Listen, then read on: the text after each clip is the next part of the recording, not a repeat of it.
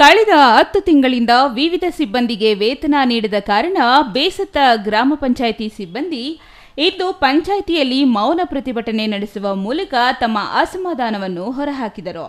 ವೇತನ ಇಲ್ಲದೆ ಜೀವನ ನಡೆಸಲು ಕಷ್ಟಕರ ಪರಿಸ್ಥಿತಿಯಲ್ಲಿ ಇದ್ದು, ಇಂದು ಬೆಳಗ್ಗಿನಿಂದಲೂ ಗ್ರಾಮ ಪಂಚಾಯಿತಿಯ ಕಂಪ್ಯೂಟರ್ ಆಪರೇಟರ್ ಹಾಗೂ ನೀರು ವಿತರಕರು ಸೇರಿ ಯಾವುದೇ ಕಾರ್ಯನಿರ್ವಹಿಸದೆ ಪಂಚಾಯಿತಿ ಕಟ್ಟಡದ ಮುಖ್ಯ ದ್ವಾರದಲ್ಲಿ ಕುಳಿತು ಮೌನ ಪ್ರತಿಭಟನೆ ನಡೆಸುತ್ತಿದ್ದಾರೆ. ಪಂಚಾಯಿತಿ ಸಿಬ್ಬಂದಿಯ ಈ ನಡೆಯಿಂದ ನೀರಿಲ್ಲದೆ ದಿನ ಸಾಗಿಸುವುದು ಹೇಗೆ ಎಂಬ ಆತಂಕ ಜನರಿಗೆ ಎದುರಾಗಿದ್ದು, ಈ ಸಂಬಂಧ ಯಾವುದೇ ಅಧಿಕಾರಿ ಪಂಚಾಯಿತಿ ಕಡೆ ಸುಳಿದಿಲ್ಲ.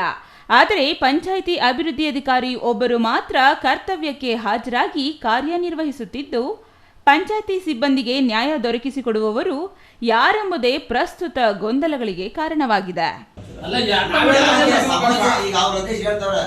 ಸಮಸ್ಯೆ ಬಂದಿತ್ತು. ಈಗ ಸಮಸ್ಯೆ ಬಂದಿರೋದಕ್ಕೆ ಈಗ ಅಧ್ಯಕ್ಷರು ಮೆಂಬರ್ ಕೇಳ್ಬಿಡಿ, ನಿಮ್ಮ ಒಟ್ಟು ಸಂಬಳ ಕೊಡ್ಬೋದ ಹೆಂಗೆ ಅಂತ ಬಸ್ಕೊಂಬರ್ಕೆ ಏನಾಯ್ತು ನಾನು ಹೇಳೋದು ಅರ್ಥ